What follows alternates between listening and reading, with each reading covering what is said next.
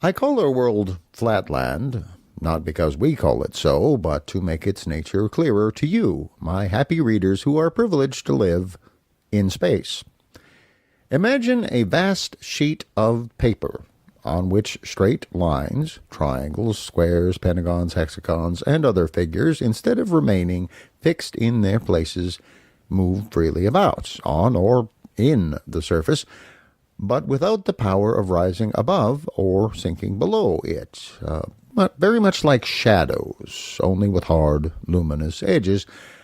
And you will then have a pretty correct notion of my country and countrymen.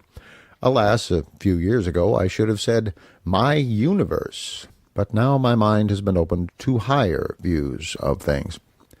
In such a country, you will perceive at once that it is impossible that there should be anything of what you would call a solid kind. But I dare say you will suppose that we could at least distinguish by sight the triangles, squares, and other figures moving about as I have described them. Well, on the contrary, we could see nothing of the kind, not at least so as to distinguish one figure from another. And nothing was visible, nor could be visible to us, except straight lines. And the necessity of this I will speedily demonstrate. Place a penny on the middle of one of your tables in space, and leaning over it, look down upon it. It will appear a circle. But now, drawing back to the edge of the table, gradually lower your eye, thus bringing yourself more and more into the condition of the inhabitants of Flatland, and you will find the penny becoming more and more oval to your view. And at last, when you have placed your eye exactly on the edge of the table, so that you are, as it were, actually a Flatlander, the penny will then have ceased to appear oval at all, and will have become, so far as you can see, a straight line. Now, the same thing would happen if you were to treat in the same way a triangle or a square or any other figure cut out from pasteboard. As soon as you look at it with your eye on the edge of the table, you'll find that it ceases to appear to you as a figure. It becomes, in appearance, a straight line.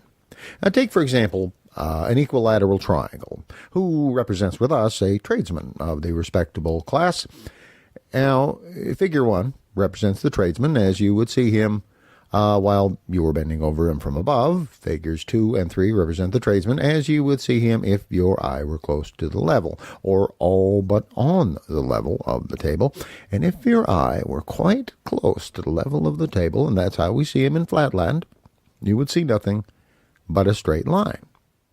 Now, when I was in Spaceland, I heard that your sailors have very similar experiences while they traverse your seas, and discern some distant island or coast lying on the horizon. The far-off land may have bays, forelands, angles in and out to any number and extent, and yet at a distance you see none of these, unless indeed your sun shines bright upon them, revealing the projections or retirements by means of light and shade. Nothing but a gray, unbroken line upon the water. Well, that is just what we see when one of our triangular or other acquaintances comes toward us in Flatland.